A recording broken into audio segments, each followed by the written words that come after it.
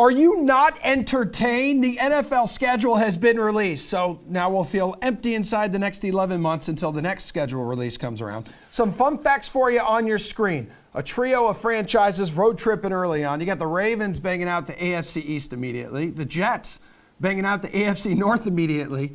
13 teams have a maximum of 5 primetime games. Sorry, Detroit, you're not one of them. In fact, the Lions the only team without one.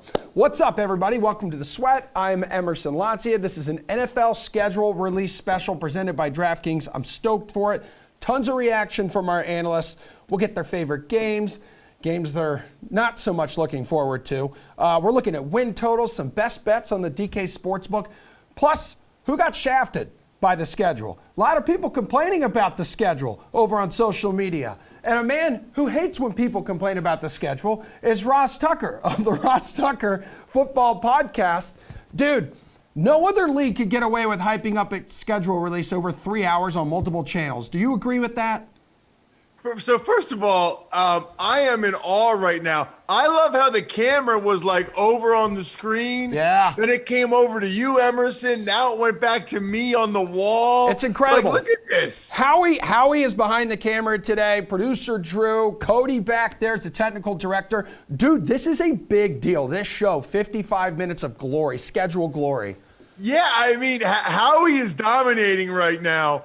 I got to tell you, it is hilarious to me that the schedule this year, it was not a 3-hour special, bro. It's been like 2 weeks. Yeah. Last Tuesday was like the international game day. And then Thursday was Amazon announced their first game. Then this week, it was like every day a different game trickled out. I can't wait for next year. Next year, they're gonna, as soon as the season ends, they're going to announce one game at a time until the next season starts. We won't even know till week 1 who everybody's playing because they'll release it. You know what they should do? What? They should release one team schedule every day for 32 days so that every other team's like, oh, well, at least we know December 17th we're playing the Jets or whatever. Yep. It's hilarious to me. Guess what? We all feed into it. We all like it. We're all paying attention to it. So we got nobody to blame but ourselves. Yeah, so how much did you feed into it and pay attention to it in your playing days?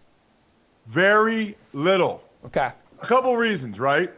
So, you know what I look at? I would be surprised if any NFL player didn't tell you that the first thing they look at is when their bye is, right? It's like any other job. When am I off? When am I PTO, right? Like when am I off? Because you wanted to be off when your college team had a home game, or maybe your high school had a homecoming or whatever, right? Like, or maybe your buddy. This is not good. He's frozen. This is a schedule release special. This is what happens the second question in. We freeze. Ross Tucker freezes. He's still on Zoom?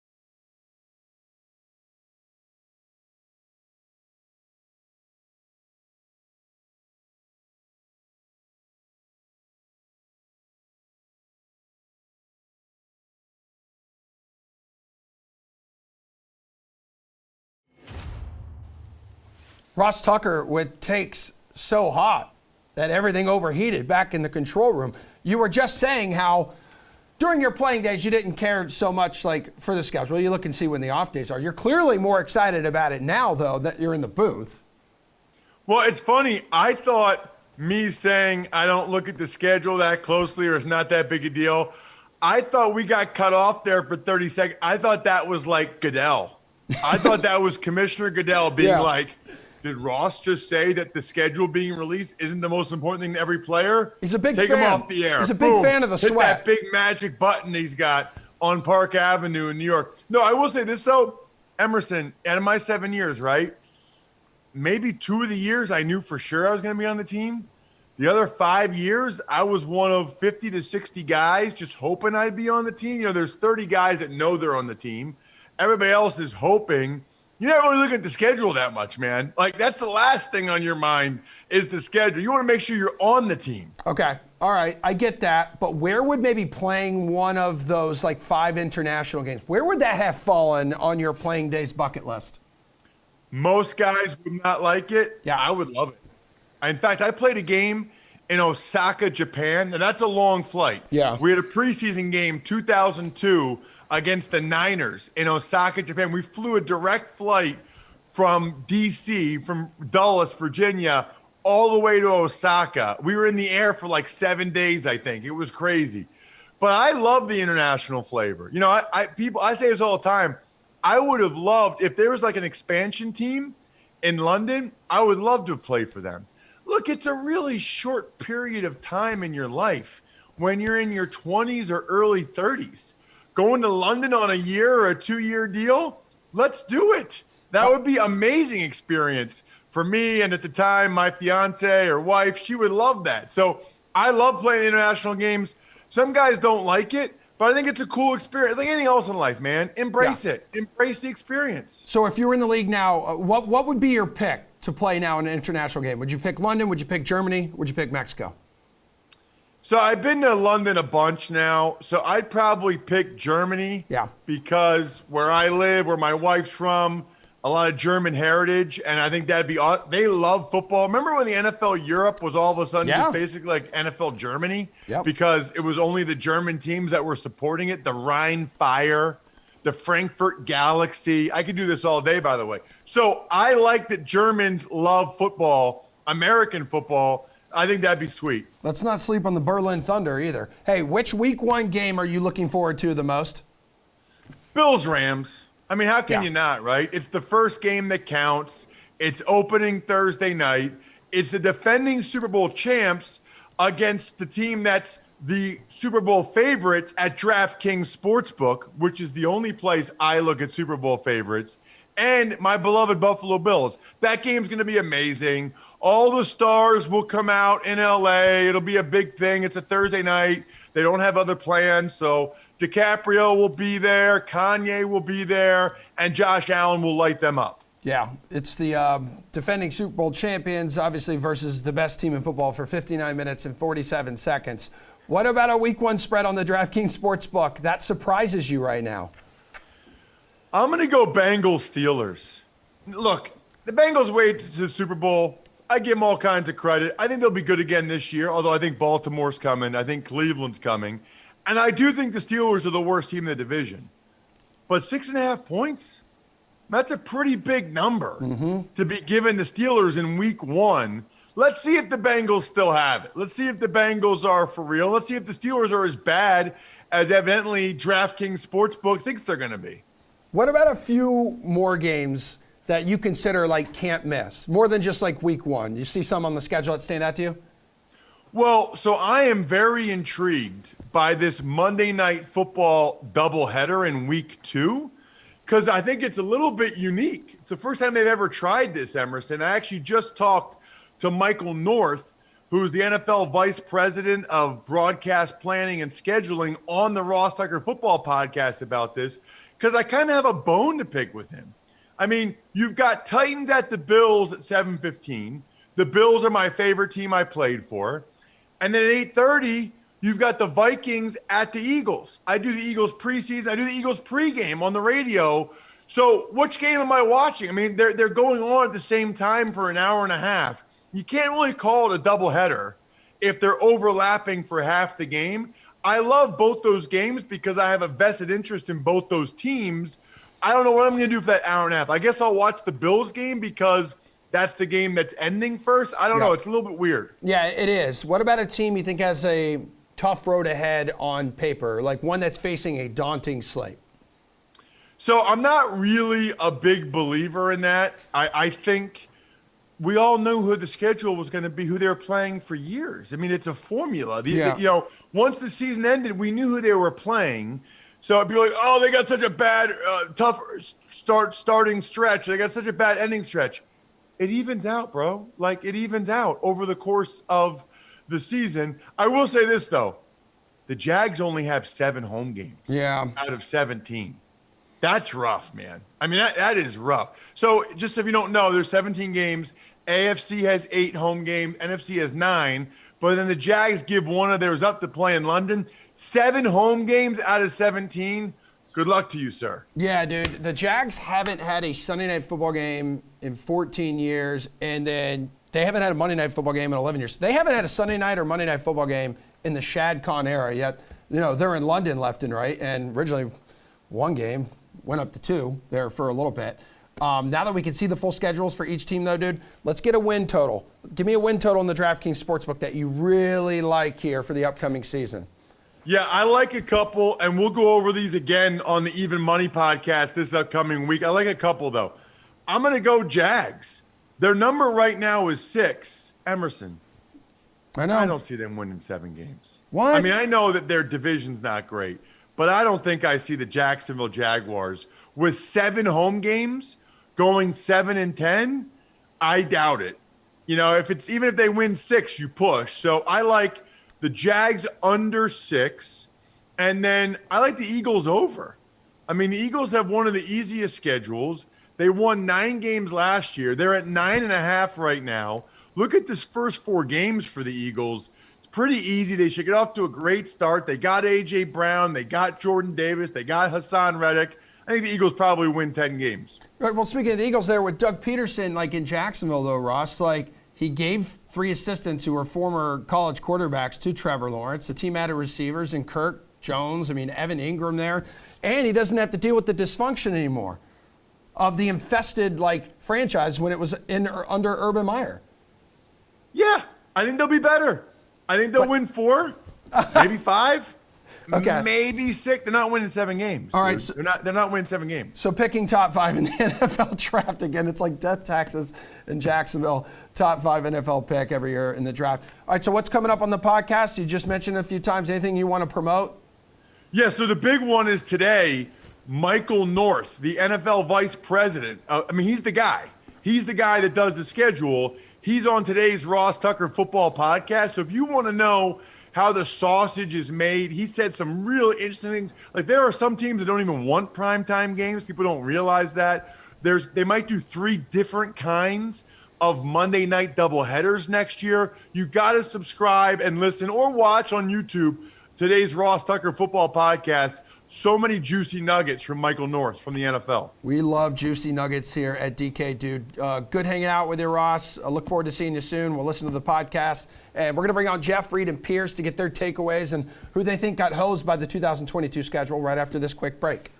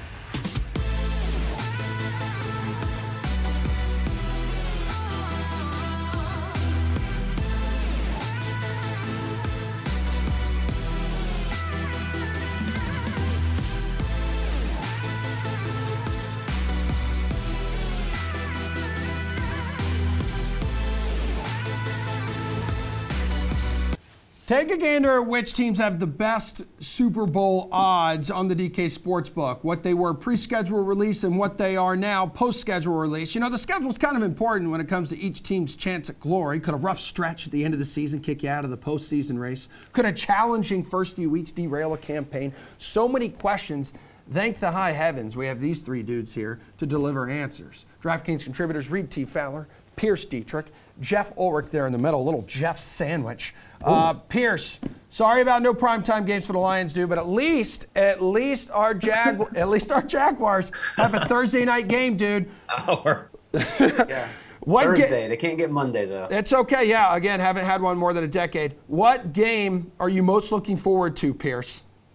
Bills, Rams. It's going to be the big deal. I think the Rams. I know the Rams are overrated. They aren't as good as people think they were. They had a very soft schedule to close out the season. Their team has not really improved going into this season. It's going to be a big wake-up call. I expect the Rams to get embarrassed by the Bills. They're the real deal. They are the favorites to win it all. And I think they're going to go and put on a show. I also am looking at the Ravens-Bengals because I think the Bengals – they got a little hot there at the end of the season too, and they may not be as good as people think they are. And when the Ravens are healthy, the Ravens are going to show that they are the best in the AFC North. Reed, your Raiders, my Jags, November 6th. Oh, that's baby. hot. That is hot. No, I'm not looking forward to that. Yes, I am for our personal benefit, Emerson. And I love Pierce. Pierce just comes on the show and says, I want chaos. I want the mighty to fall, right? He wants the drama. So I appreciate that. Raiders at Denver and Kansas City, week 4 and 5. Look, the Raiders have a new stadium. Well, kind of new, right? And now you're going to welcome back all these fans. You have Devontae Adams. And now you have the AFC West, which is one of the strongest, if not the strongest division in the NFL. And Russell Wilson, Jeff's boy in Denver in week 4. And then Kansas City without Tyreek Hill. Finally, can the Raiders get over that Kansas City hump without Tyreek Hill? Probably not. Jets and Patriots, I think Zach Wilson is in for a bigger season than he was obviously in that first go around. And the Pats don't have Josh McDaniels. And then Miami and Buffalo. I think the AFC East is going to be a really, really interesting division to see if there is a power dynamic for that second place team. Because I agree with Pierce. Buffalo is the team to beat right now. All right, Jeff, what's your can't miss game? Yeah, for me, the AFC West is going to be the gift that just keeps on giving this year. And I think the game that has going to spark a ton of interest. It's late in the season. It's at Mile High, or whatever the stadium there's called now. Broncos, Chiefs, Week 14. Russ versus Mahomes. Oh, that's going to be great. The Broncos offense should be gelling by then. Russ should be well on his way to the MVP season campaign. We're going to see 50 points per team there. I also looking at Week 8. Packers at Bills. The student versus the master here with Rodgers versus Josh Allen. That's going to be really interesting. Two teams with big Super Bowl aspirations. Going to be a very good benchmark there. Could be a big win for the Bills, but again, I think the Packers, very legit team. So those are two games I'm really looking forward to. The AFC West just going to have matchup versus matchup, though. Even Reed's Raiders, whose schedule he went over completely in his segment. They're gonna have a lot of drama with them. They're gonna be a fun team to watch, in my opinion. All right, Ulrich, which team do you think got a raw deal? Maybe has a right to complain a little bit here. So maybe lots of travel, little rest, impossible stretches, like that kind of thing. Somebody hates the Jets. I mean, I don't like to cater to Jets fans at all when we're talking NFL, but the Jets have to play in the middle of the season. They have to go to Lambeau Field and then to Denver in back-to-back weeks. And then when they come home, they have to play the Bills. This is the middle of the season. I'm not even going to touch on the fact that their strength of schedule at the start of the season is terrible as well. So to me, the team who got the roughest draw here is the Jets. I mean, to put a team in Green Bay and then Denver back-to-back weeks, that's mean. That's straight up mean.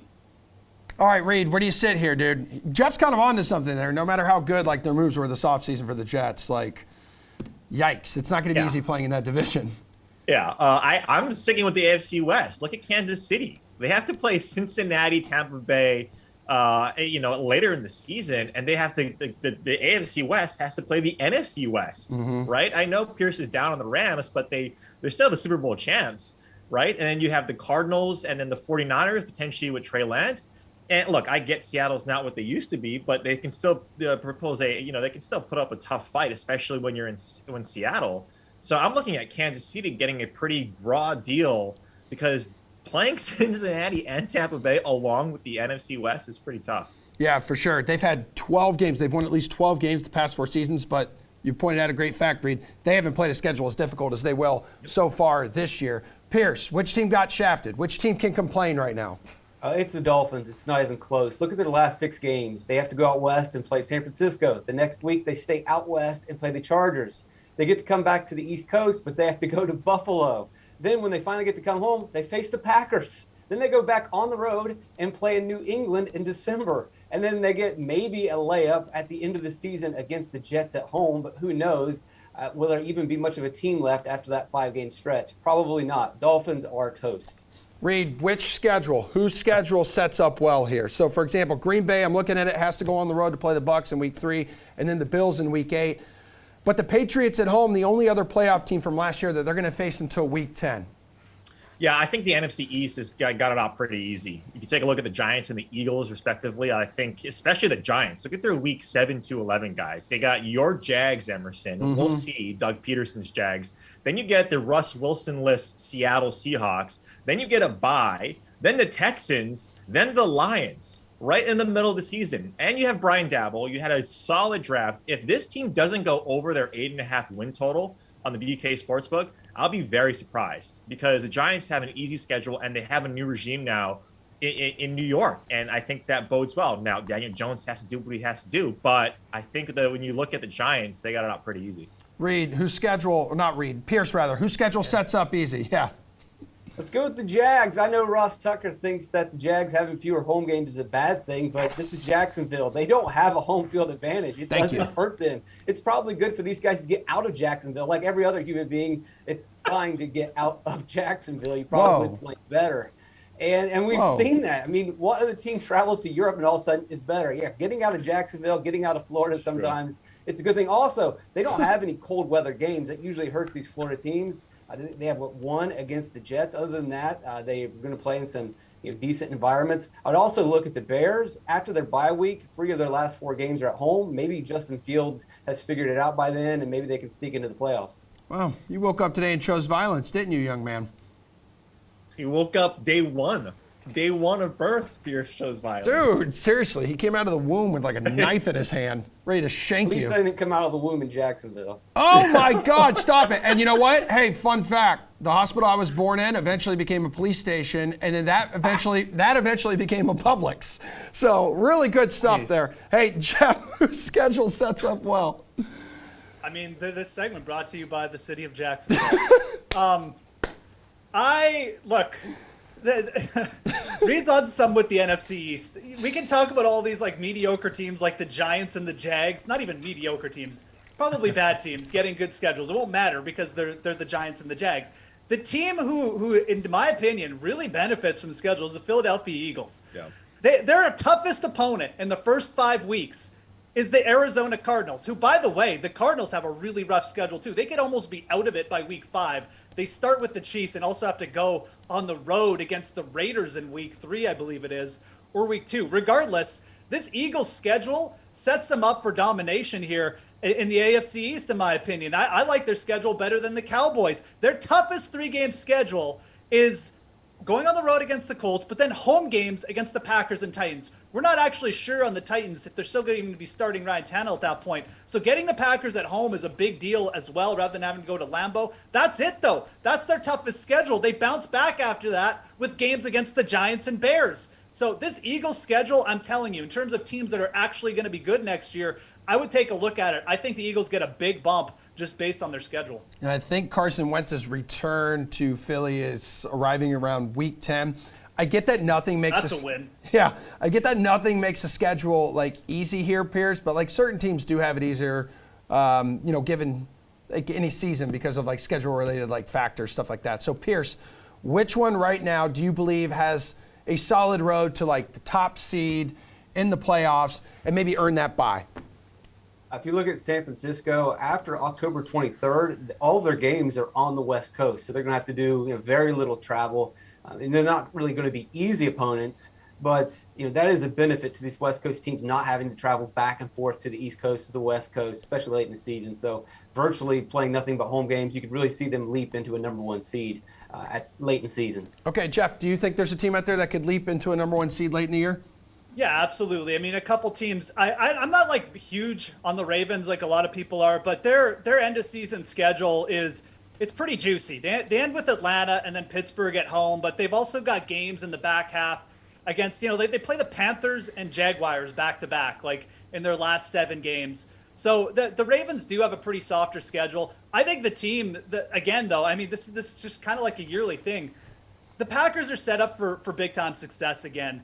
If they don't come out of their first 6 games at least 3-3, I mean, I'm talking like minimum floor 3-3. I'd be absolutely shocked. They start with the Vikings and Bears, but they also have the Jets and Giants in their first 6 games. So it's a really nice soft opening for Aaron Rodgers and the Packers to deal with life without Devontae Adams. I think that's really going to help with their wide receiver core develop and whoever else they might sign. And their back half isn't terrible as well. They end with games against the Dolphins, who Pierce alluded to. They may already be toast, and the Vikings and Lions. The Packers are set up for success again. They're probably going to sleepwalk to the division win. Yeah, and Jeff, with the Ravens, fewer primetime games, so they can maybe fly under the radar and back to the postseason in that second half of that schedule, too, as you point out with the Panthers and Jaguars. It starts there. Reed, what do you think here, dude? Yeah, I think Dallas. I'm fairly high on Dallas, especially with their schedule. If you look at weeks 15 to 18, it's Jacksonville. Sorry, this is brought to you by Jacksonville. Hey, but I mean, come on. Doug Peterson, he'll get them to like 3 wins. Damn it. Philadelphia, Tennessee, and Washington. That's their last. That's week 15 to 18, right? And if they can take care of business and stay healthy, I think Dallas has a good chance to either win that division and hopefully get that first round bye. All right, you three hang out. Let's talk win totals and some best bets coming up right after we dive into some of the best primetime matchups on the schedule.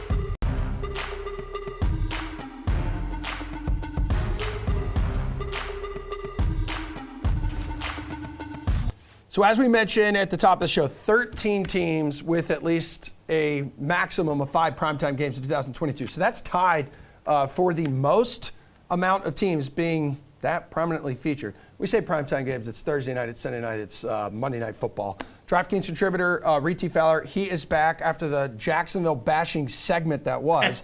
And then Jeff Pratt is here as well. He's much, much nicer than Pierce Dietrich. Let's dive into some of these primetime affairs. Okay, wow, I saw that. I saw that look on your face, Pratt. I do love the opener. I think we all agree. Bills in LA for the Rams to defend their title. Rams only favored by a point right now in the DK Sportsbook. Expecting some points there, too. Game total at 52. Reed, Chargers Chiefs, follow that up week 2 on Amazon Prime here, dude. What Thursday night game are you most looking forward to here, and why is it Jaguars and Jets in week 16? Jags and Jets and give me a break. Look, I mean, Rams and Bills have to be it. I know you mentioned it. Yeah. You know, this could have been the Super Bowl, guys, right? Last year. It could have easily been the Super Bowl. And so I'm looking at that. I'm pretty high on the Dolphins as well. I think week 4, Dolphins at Bengals, I believe, that September 29th, that should be a fun one as well because you have Tyreek Hill. You have all the weapons in Miami right now, the acquisitions that they made in the offseason. And Cincinnati coming off of a fantastic season last year. I think those two are the ones that I'm looking at. All right, what about you, Jeff?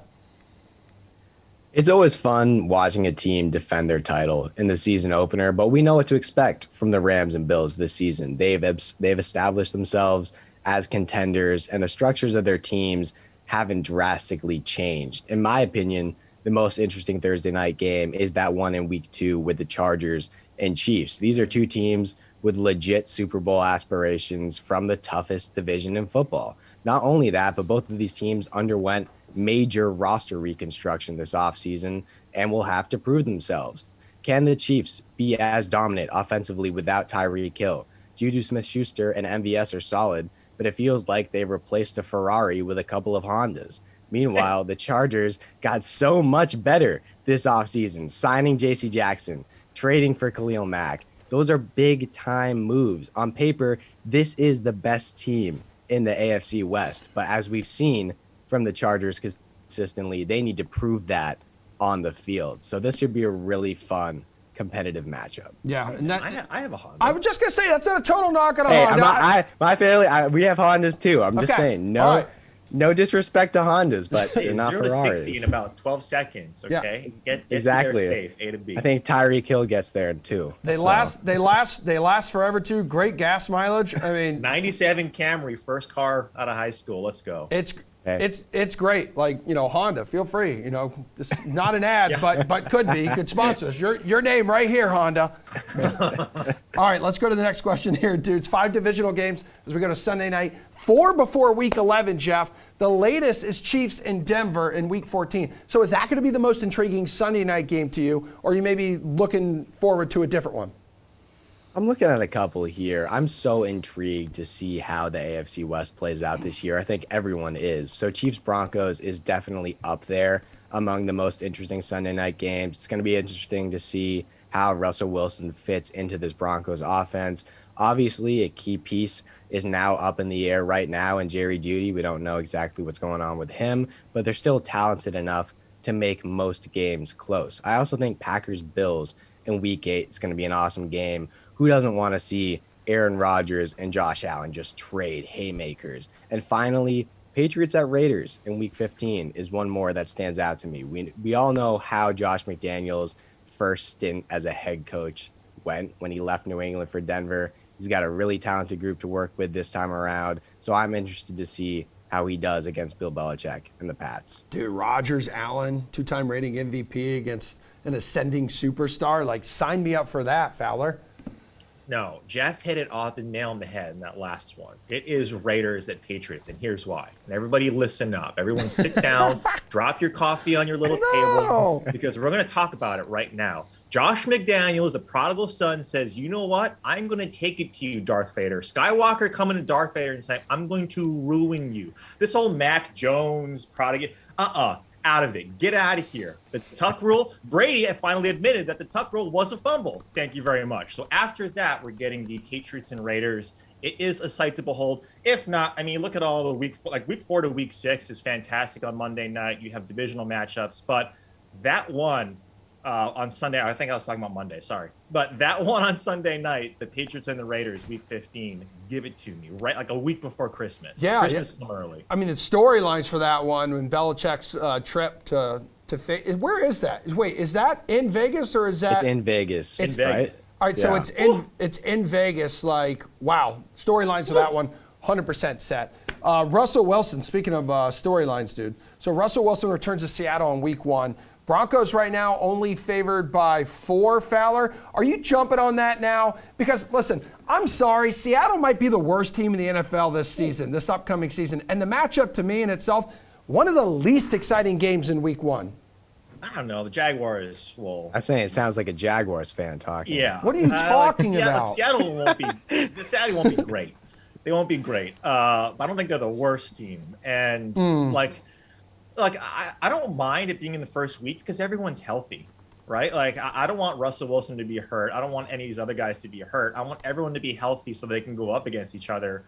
And I don't think you need to take the -4. I don't really think you need to take the -4 right now because, I mean, we don't know Denver. We don't know how they're going to play.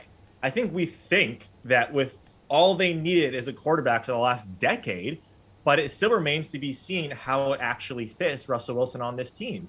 Russell Wilson is an older quarterback. He's not the 28, 29-year-old quarterback that was running for 80 yards a game and passing for 320 and 3 touchdowns. It's just not who he is anymore. He was extremely inaccurate last year, maybe because he didn't have an offensive line, but still, he couldn't hit a broadside of the barn. I mean, he didn't throw to DK Metcalf until the 4th quarter with 30 seconds left. So even though you have the players, can Russell Wilson do that?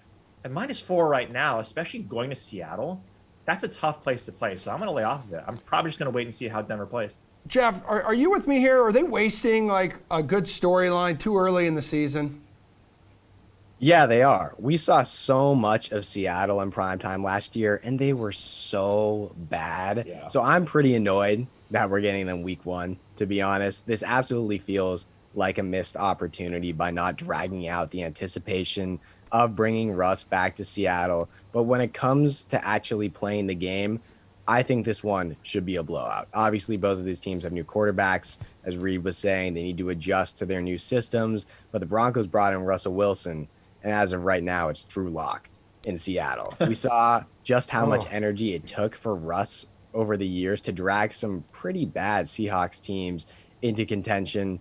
Lock's just not capable of that. I don't think he can elevate this poor supporting cast around him besides DK Metcalf and Tyler Lockett because they can still bring it. And Emerson, Jeff makes a good point, is that Russell Wilson has the entire offseason, the Broncos do, to prepare for this game, right? Like they have all the time on their side to prepare for this game. And Russell Wilson, even though he's an old man, he still can, if you give him a month and a half to prepare and longer, and he knows this team, that makes it something. But I wouldn't count out the Seattle Seahawks, man. Even though they don't have Wagner, even though they don't have Russ. Fair enough. For what it's worth, Emerson. They come to play. Like we've watched them, and for whatever reason, they were in those games. Maybe it was Russ, maybe it was Pete Carroll, and I'm going to run the ball 50,000 times. But we'll see. But yeah. Jeff, did you have something you'd like to say? Yeah, just for what it's worth, Emerson, I do think the Jaguars are going to be better than the Seahawks this year. Thank you. And just kissing up. Hey, no way. Jags Commanders, like week 1, we know who's under center for Washington right now. I'm seriously, he can't beat the Jaguars. Carson Wentz cannot beat the Jaguars. From the first Monday Night Football game, hold on, dudes, we're going to the last Monday Night Football game now. What are the chances, Reed, Bills-Bengals, week 17 is going to be for the bye and, it's going to be for the first overall seed and the bye in the playoffs? Yeah, I think there's a good chance that that's the case. Again, everyone needs to stay healthy, right? That's the big thing about those games later in the season. Like I was alluding to earlier, weeks 4 through 6, you have Rams at 49ers. That's always a strong game. Raiders at Chiefs week 5, and then Broncos at Chargers week 6. That stretch of games for Monday night is going to be like sit down on your couch, don't move, don't angry tweet like this guy, and just watch the games because they're going to be fantastic. But yeah, that last one, Bills-Bengals, should be a banger. Yeah, and DK Sportsbook, Jeff, has it as a pick'em right now. Yeah, these teams might be playing for the first round bye. I definitely think the Bills will be in that conversation heading into that matchup. Right now, in my opinion, Cincinnati is the 4th best team in the AFC, so I'm not sure they'll be in direct contention for the top seed. However, it helps them that these AFC West powerhouses will just be beating up on each other all year. So there's definitely a path for the Bengals to get there. I'm personally expecting maybe a bit of a down year after that improbable Super Bowl run, and I'd take the Bills in this matchup. As you said, Emerson, let's pick them right now. Yeah. I'm pretty confident. Obviously, it's way down the line. But yeah, if you want me to pick right now, it's the Bills pretty confidently. Yeah, okay. Jeff texted me, he said Raiders number 1, Bills number 2. Okay, all right. And Pierce Dietrich number 3. By the way, speaking of Pierce, he has tweeted out that Red Bull Honda has 3 wins this year. I assume we're talking F1, and Ferrari has 2 wins. That's right. So just something to keep in mind there, Pratt. All right. Wow. Performance over luxury. Thank you very much. All right, dudes. We'll talk to you guys later. Jeff, I believe you're in the last segment, so hang out, please. We're going to do some win totals, how the schedule kind of impacts some of these win totals here with Jeff and Pierce after this break.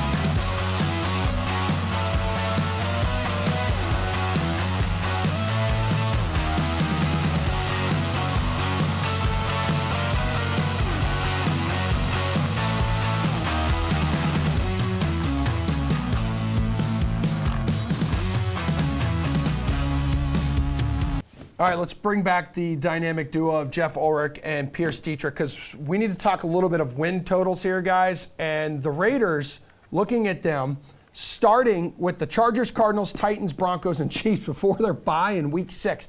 That's unbelievable. So, Jeff, they may be chasing that 8.5 win total after the bye. Will we know what kind of team the Raiders are here at their bye in week 6, rather? Yeah, I mean, I think you'll know what type of team they are, but I think that what type of team they will be is a fairly competitive one. I'm not looking for the Raiders to necessarily pull the upset and win their division. This is a team that they went 3-3 straight up in their division last year. Like, they have a quarterback in Derek Carr who gives them a chance. And now they have a wide receiver in Devonta Adams who's going to allow them to keep up against some of these other high-powered offenses. I like what they've been doing on defense. I think they're still a little bit thin at certain places like corner, but the first 6 games or so look rough, but they also get the Jags, the Texans, and the Saints in 3 games in a row after that. I think this team is going to be competitive enough to hit this over. It's probably not what I'd call like a top 2 or top 3 bet for me on the board right now, but I don't really want to take the under on this team. I think with Derek Carr providing that stability, with Devonta Adams coming in, I know it's a tough division, but I think this Raiders team really could push for a potential wild card spot. Yeah. I like them enough to take the over at 8.5 at the very least. But Pierce, that offensive line still has to protect Carr and give him time to deliver to Devonta Adams. They do, and we don't really need 6 games. 2 will probably do. If that offensive line's playing well, and more importantly, if Adams and Carr have a connection, we'll know within the first 2 games where this offense is going to go. And if they struggle in those first 2 games, maybe they'll figure it out. But if they struggle early, I don't expect Waller or Josh Jacobs really to carry this team. We saw this offense struggle last season, and really it all hinges on Adams. Yes, we need offensive line play, but if Adams is the same guy that was with the Packers, then I'm with Jeff. This team goes over the 8.5. Well, Pierce, the Patriots win total also 8.5. They end the season against 6 teams that finished last year with a winning record. Where do they need to be before Week 12 in order to hit that? The thing that stands out for me is if you look late in the season with the Patriots, they have 4 primetime games in a row. That's an interesting stretch. I don't know of any team that really has to play those. I don't know if New England is particularly good in primetime, if they're bad in primetime. But when I look at that, basically from Thanksgiving to the week before Christmas, all these night games for New England, I think that's where it's going to be hit or miss for this team. And ultimately, I just got to side with the Patriots figuring it out. It's what they do. Yeah. Maybe they're one of the teams that asked for these primetime games. Maybe Belichick knows it's some sort of advantage for them, and this is going to help push them over that total. All right, Jeff, in order for this to happen, the number one thing that needs to go down, Mac Jones has got to make that second-year jump. Well, I mean, the Patriots are a weird team to bet against right now because it's the Patriots. It's like Pierce said, they just seem to figure things out. Last year they were bringing in a rookie quarterback. Everyone was like, well, I mean, is this the year they finally fade off? And they got 10 wins. They don't have those easy cake wins against the division anymore necessarily. I know the Jets are still there, but Miami's kind of like a more legitimate team. And obviously the Bills are the Bills right now. So that's where you kind of have to factor this in. But it's not really a win total at 8.5 that I want to fade necessarily because the Patriots, when it comes down to crunch time, they just seem to figure things out. If the run game doesn't work early in the year, Mac Jones will take a little bit of bump up and they'll start to air it out a little bit more. So I'm not really in love with this team necessarily, but it's not really a number I want to fade either. So, the Patriots ultimately probably a team that I'll just not bet, but you ask me which side to take. Yeah. I mean, 8.5 feels a little bit low for a team in the Patriots who have been really putting together decent seasons with not really great rosters lately and still getting it done in terms of just hitting their overs and stuff like that. It's also interesting because you got Matt Patricia and Joe Judge, their primary backgrounds are defense and special teams, and they're taking on lead roles on the offensive coaching staff now that Josh McDaniels is getting Matt gone. Patricia away from the defense is probably a good idea. So Yeah. All right. Well, I know Detroit agrees with you there. Ravens faced off against the AFC East. We mentioned this earlier in the show. First 4 weeks of the season, they had an 8-9 record last year, so they get the easiest schedule in the division. Jeff, are the Ravens a prime candidate here to go from worst to first and hit the over 9.5 wins? So the Ravens are definitely a candidate. The Ravens are a team that I think have a lot of volatility with them. I think their upside is definitely there. If Lamar Jackson stays healthy, they can get the running backs healthy. If the secondary stays healthy, that was a huge thing for them, and the O-line. So there's a lot of things with the Ravens where you look at this team and say, okay, there's upside there. If everything goes right, if they get this offense flowing again. But let's not forget that this team was terrible last year down the stretch. They didn't just fade, they cratered.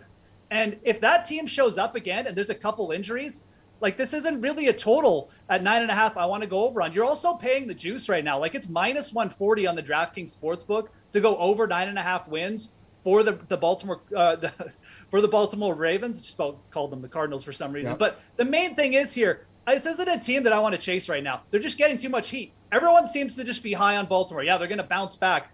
I don't think that's necessarily a sure thing. And I think people are also overlooking the fact they play in the AFC North. You've got 4 competitive teams there. I don't care what people say about Pittsburgh.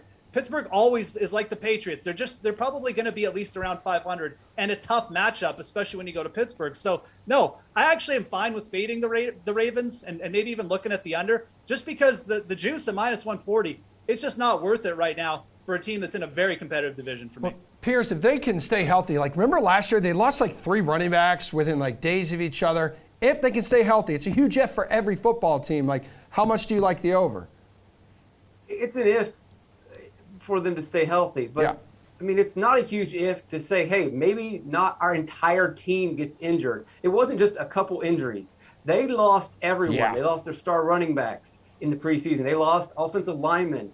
And then that led to Lamar Jackson being hurt throughout the season. That was their identity. Take what they do and completely remove it. Of course, they're not going to win any games, but they still managed to win 8 games last season, despite all of the injuries. And that doesn't even bring up the fact that their secondary got injured, and then the backups in the secondary got injured, and the backups of the backups. They ran out of people in the secondary. This team was decimated. So it's not an if to say, well, half of them get injured. They still could have a good season. I think it's a testament to how good they were to win 8 games with that roster and how good of a coach John Harbaugh is. We don't talk enough about how good of a coach he is to win games with that roster. Yep. I think they're definitely going to be a worse to first team. Yeah, that was their first losing season since 2015 and halted a 3-year playoff run. Hey, we've had the draft, guys. We know the schedule. Which team win total are you locking in now? Need you quick on this one, Jeff. I'm locking in the Detroit Lions over 6.5 wins. You're still getting plus 110 on it. Look, this schedule is great for the Lions. I won't go over it because we want to be quick, but I really like that. I'm going to lock in the under on the Arizona Cardinals, minus 120. They start with the Chiefs in 2 games against the AFC West. Then I also like the over 9.5 wins on the Philadelphia Eagles. I already mentioned their schedule. I love it for them. You're locking in that Jacks over, aren't you, Pierce? I absolutely am. Jacksonville has gotten better. They've got young developmental players that are only going to improve. They filled all their holes. Look across that division. None of the teams in the AFC South got any better. They've got a shot at this. So what is it? Just get some cheap real estate in Jacksonville. Over or under something. 6. No, he didn't, because otherwise he'd be praising Duval earlier in the show. Instead, it turned into a roast. All right. I love you guys. Great job. We got one more block to go. We're going to do NFL spin move, so we're going to put a DraftKings spin here on the schedule release right after this.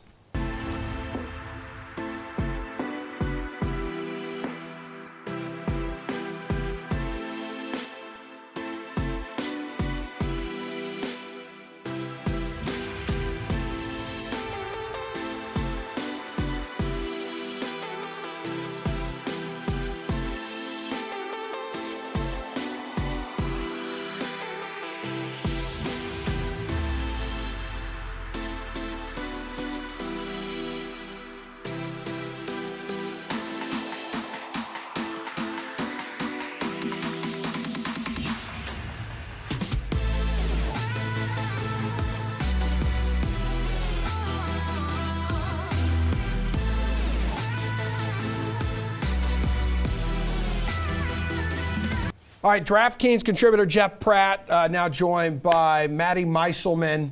Gentlemen, this is NFL Spin Move, so we're bringing it home here on this NFL schedule release special of the Sweats, putting a DraftKings spin on the NFL schedule release. So we mentioned the Raiders season, like it really could hinge on their first 6 games. If they have a slow start, like Devontae Adams could need to ball out to help keep the Raiders' playoff hopes alive here. Jeff, you looking at him to maybe lead the league in receiving yards with his best friend under center from college?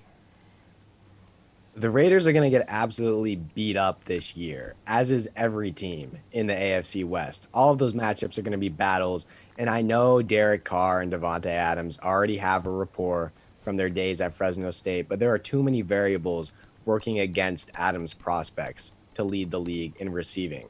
I look at the Minnesota Vikings schedule, and I see a good balance of vulnerable secondaries and tough matchups that should force Kirk Cousins to throw the ball. So I'm rolling with Justin Jefferson to lead the league in receiving this year. He was second in yards last year behind Cooper Kupp with just over 1,600. He caught 108 balls on 167 targets. With Adam Thielen continuing to age, this feels like the year where Jefferson establishes himself as the best receiver in the league, at least from a statistical standpoint.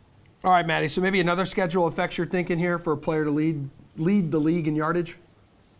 Yeah, maybe a little bit. I guess one thing to call out is just that strength of schedule doesn't necessarily mean the same thing as ease of schedule for passing, because let's say like the Bills had an easy schedule, but half their games are being played in the snow. They could be playing a bad team, but that just doesn't necessarily mean they're going to be able to throw in that situation. But overall, yeah, like I think the issue for Adams more is just the weapons that the Raiders have, like specifically Darren Waller. Hunter Renfrow still is going to be a big part of the offense. So I'm just not sure they pass enough, and I would lean towards Jefferson and probably just go with the favorite Cooper Kupp, because there's just not as much in his way, and without Robert Woods there, without Odell Beckham there, I think he's going to have to do even more this year, and he's just, to me, he's the best receiver in the NFL. So I don't know that I would bet anyone at these odds, but I don't really love the idea of Adams just because of how much the Raiders have around him.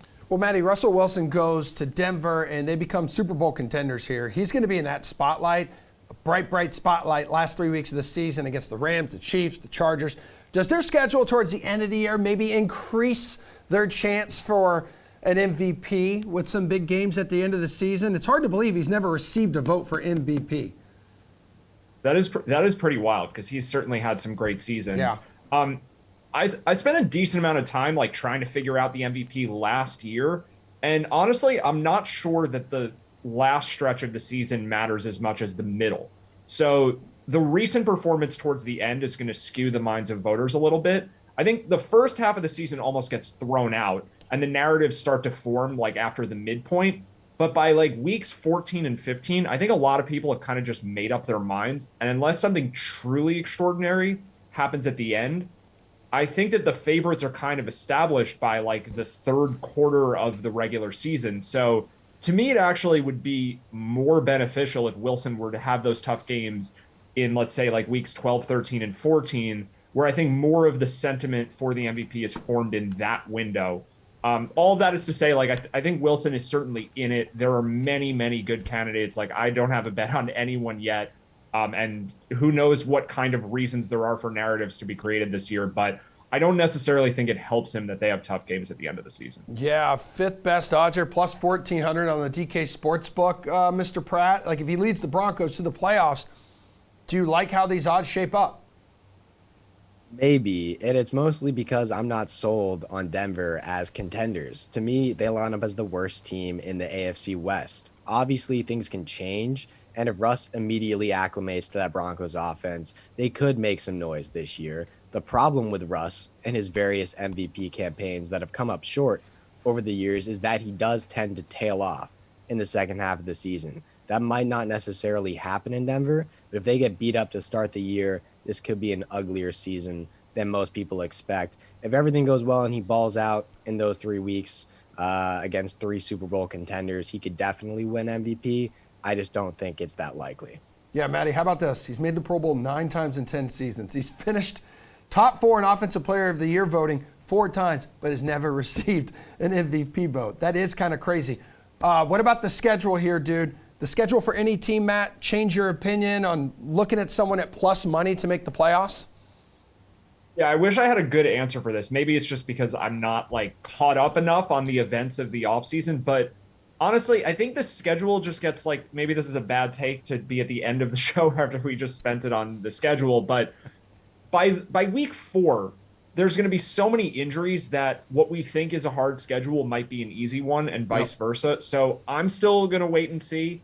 It's only May. Maybe I'll have a strong take by June or July, but really, like, there's nothing that stands out to me where I'm like, something is huge with the schedule and I want to like put some money in. And maybe it's just because I'm too busy with basketball and hockey. So this can be a cold take. Like, I'll own the cold take. Maybe Jeff has a hotter take than I do. Yeah, what do you got, Jeff? I don't have a really hot take. My predictions for these teams weren't changed drastically based off their schedule. The one team that currently jumps out who are plus money to make the playoffs on DraftKings Sportsbook is the Patriots. The Pats made the playoffs last year, and despite losing J.C. Jackson, I do think they'll be a better football team this season between adding Devontae Parker, Tyquan Thornton, and getting Jonnu Smith more involved. The passing game is going to get more dynamic, and I'm expecting a year 2 jump from Mac Jones. They also added some pretty solid defensive playmakers, getting smaller and faster to try and counter some of those dynamic, smaller receivers in their division. The schedule isn't necessarily as friendly as I would like, but I think it's worth a play as long as Bill Belichick is the coach of this team. All right, dude, need you very quick on this last one. Yes or no? Moment of truth, season specials on the DK Sportsbook. Is someone going 17-0 or 0-17? Jeff Pratt. No, absolutely not. Only 2 teams have gone winless in the last 43 years, and they were so much worse than any other team in the league. And there's too much high-end talent at the top of the league this year. So no one's going winless. No one's going undefeated. I'd love to see either of those things happen, though. That was more than a one-word answer. Matty I'm sorry. Meiselman. It's okay. No, Yes. no one's going 17-0 or 0-17, and it'll you. be for the reasons Jeff laid out. So I don't need to say. Also, more than a one-word answer as well. All right, guys, adios. That was a great job by all our analysts. Thanks for Ross Tucker for hanging out and joining us. And we're back Monday morning, 11 o'clock Eastern time for The Sweat.